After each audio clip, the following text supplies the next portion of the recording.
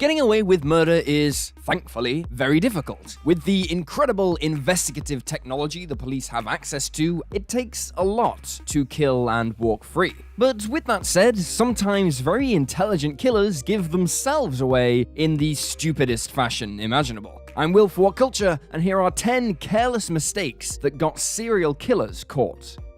10. The BTK killer was tricked into sending a floppy disk to the cops. In 1978, a Wichita news station received a letter from an individual claiming to have killed 6 people since 1974. The writer suggested a nickname for himself based on his method of execution: bind, torture, kill. The BTK killer taunted police and the press with his various murders, stretching until 1991 and then seemingly stopped. It wasn't until 2004 that BTK made contact with the police again, which inevitably led to his capture. When BTK began sending letters once more, he asked law enforcement if they'd be able to trace him via a floppy disk. The police obviously claimed that they couldn't. After they received the disk, the BTK killer was arrested 1 week later.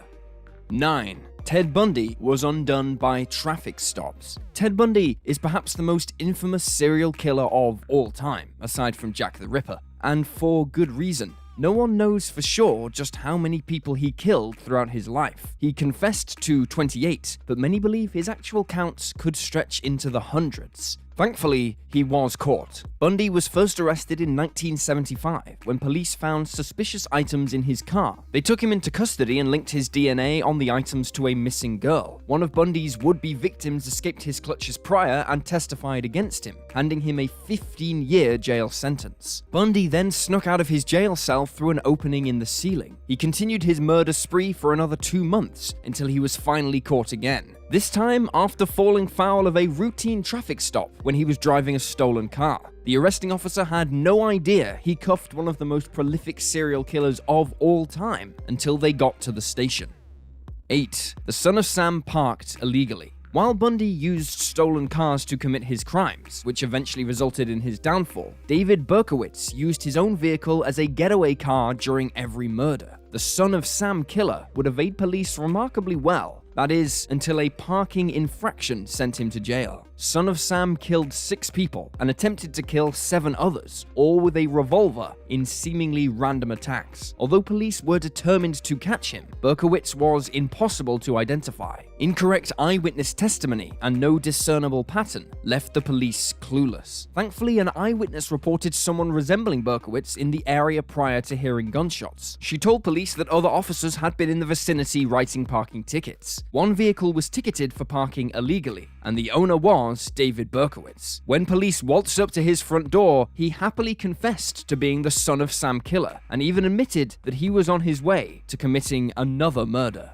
7. Israel Keyes broke his own rules. Israel Keyes is not a household name when it comes to serial killers, but he's perhaps one of the most horrifying examples of a modern-day monster. Keyes was incredibly meticulous and calculating. For years, he traveled around the country, killing with no discernible victim type. He would buy a one-way plane ticket and then rent a car and drive thousands of miles before finding a victim. He hid his supplies of kill kits in cities across the nation, digging them up on his travels even years after burying them. The abduction, kill, and dump sites were often spread out to cover his tracks, if police even found the bodies, and to this day there are potential victims still labeled as missing. There was no evidence or reason to believe that any of these victims were actually pieces of a larger puzzle. Had he not broken his own rules, he'd almost certainly be adding to his victim counts today. Israel Keyes planned to abduct his next victim, only if she had her own car.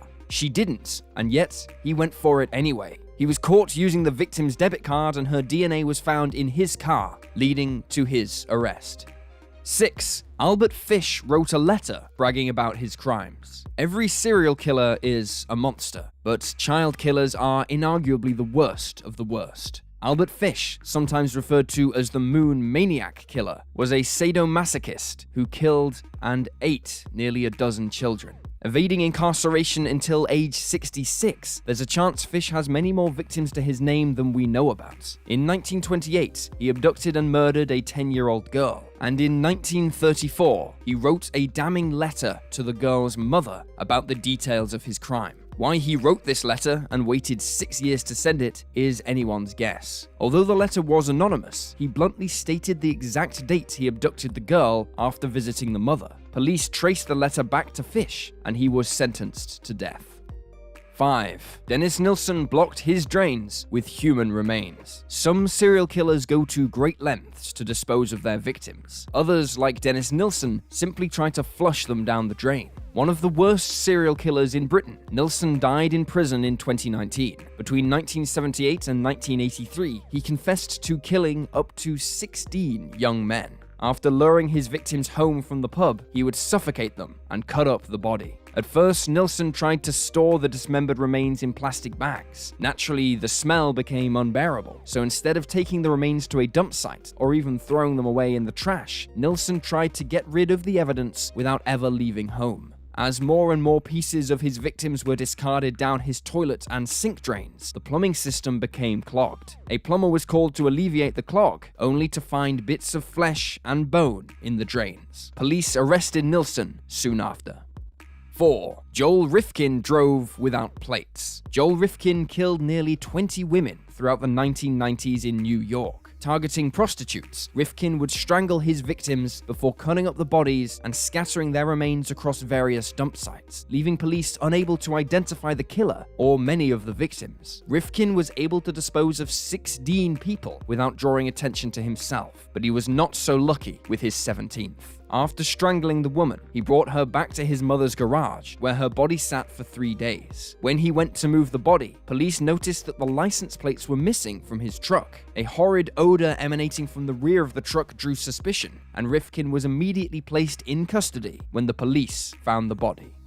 3. John Wayne Gacy hid bodies under his own house. John Wayne Gacy, the infamous clown killer, did indeed revel in his guise as Pogo the Clown to entertain sick children. He was a respected businessman involved in local politics and was seemingly kind enough to hire a troubled youth to work for him. Sadly, many of these young boys, as well as some male prostitutes, were assaulted and killed by Gacy in the 1970s. Gacy's first big mistake was taking the boys to his home to commit his crimes. His second was hiding the bodies in the crawl space underneath his house. Gacy was investigated as the last person seen with a missing teen, and evidence around his property, including an unsettling stench, warranted his arrest. After confessing, police found nearly 30 bodies buried beneath his home, and another dumped in a nearby river. Had he not confessed and used his home as a dump site, there's a chance the well-regarded community man could have talked his way to freedom.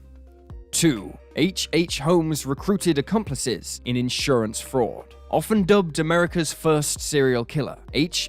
Holmes was operating in the United States around the same time as Jack the Ripper was carving up the streets of London. While nowhere near as intriguing or prolific as Jack, research estimate that Holmes killed over 200 people. Holmes would seduce women, have them make him the beneficiary of their life insurance policies, and then murder them. His hotel, now known as the Murder Castle, had quite a few visitors and employees disappear over time as well. A fairly intelligent man, murder was not the only crime he fancied. He stole other bodies to use in fake insurance schemes, collecting life insurance money for deceased individuals that never even existed. His undoing was involving others in his mischief. Holmes convinced Ben Pitzel to fake his death in order to collect a life insurance payout, but Holmes ended up killing him for real. Another associate who helped Holmes with this scheme ratted him out to investigators, and Holmes was promptly arrested.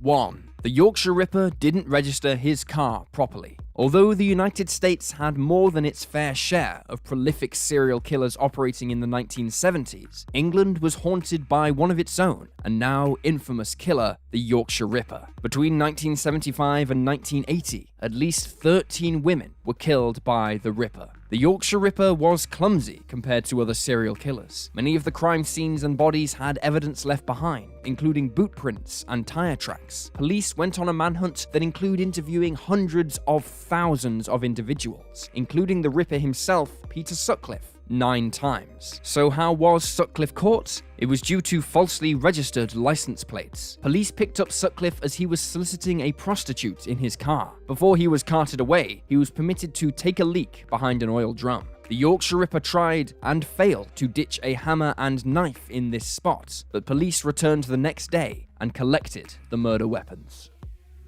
And there you have 10 careless mistakes that got serial killers caught. Feel free to drop this video a like if you found it interesting, and drop me a follow on Twitter at YouSlyDogU. I'm Will for What Culture, and I'll see you next time.